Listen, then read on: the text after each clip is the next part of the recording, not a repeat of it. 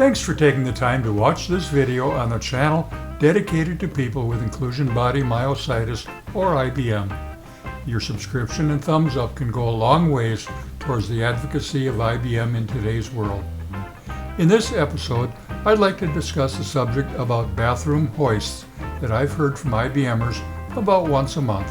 I think everyone that's been diagnosed with IBM knows the importance of laying out a good plan for our IBM futures, and we all recognize how innovative IBMers can be in their struggle to maintain some independence with this disease at the lowest cost.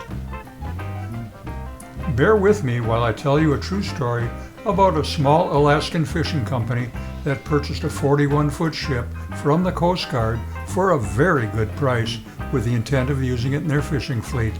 After taking delivery of the vessel, employees of the company started making the conversions to make it a usable fishing boat, including the addition of a used trawling winch and an aluminum frame structure on the aft section of the vessel, which was to be used as a means to lift their fishing nets onto the vessel, along with modifying the ship's hydraulic power system to add circuits to handle the lifting of the fishing nets and/or crab traps. The original boat was designed to support a crew of 5, so the accommodation for a 6th person on the ship also had to be made.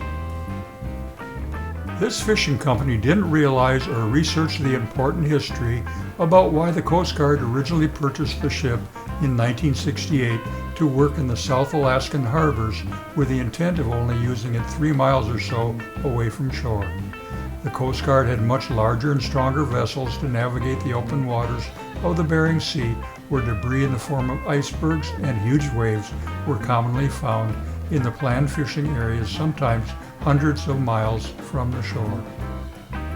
These icebergs generally float slightly above or near the surface of the water, making detection and avoidance difficult.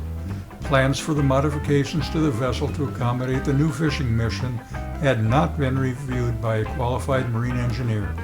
Load tests had not been conducted on the aluminum fishing structure, and the new winch mounts had not been tested to a known safe working load.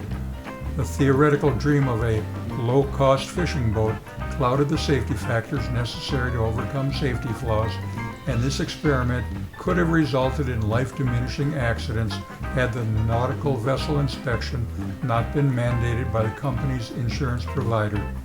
The vessel would only be certified for use within 5 miles of the Alaska shoreline.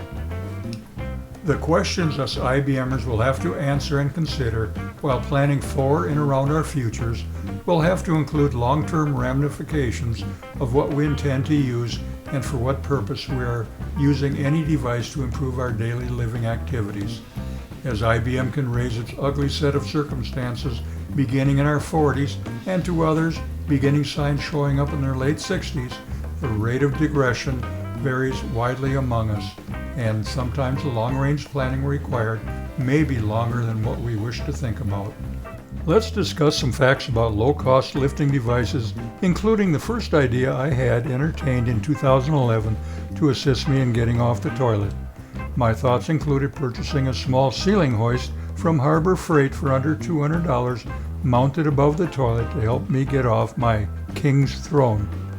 I could even choose an ATV winch that operated off a 12-volt battery that would not leave me stranded on the toilet if my home's power was interrupted.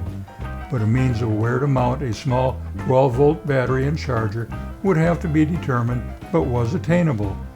The 12-volt version also had a cordless remote control available, and wouldn't that be cool? So, what made me choose a much more expensive alternative to the less than $200 winch setup from Harbor Freight?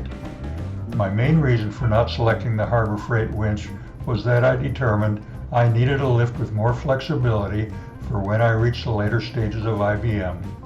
I also looked for a lift that would do more for me than just lift me from the toilet, but could also be used to transfer me from my power chair to our shower with minimal effort from my caregiver.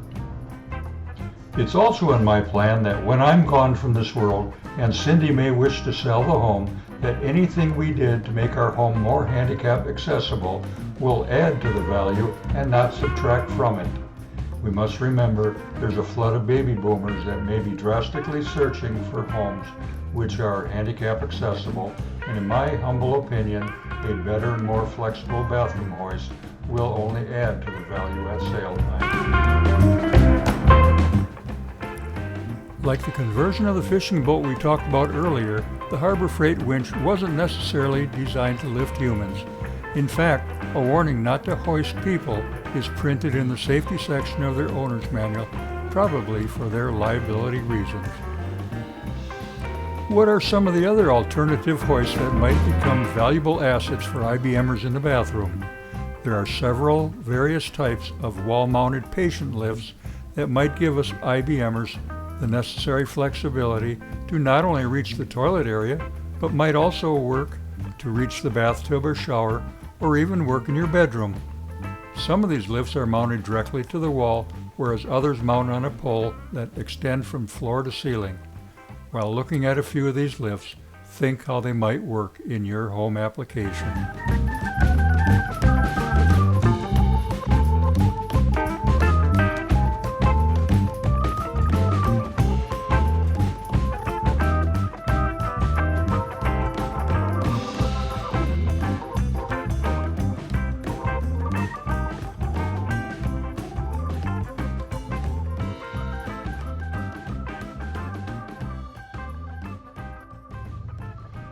I did not want to leave the impression that the toilet lift seats were the only game in town for IBMers, nor do I want anyone to think that a toilevator under the toilet or a riser on top of the toilet is a long-term solution for anyone's IBM.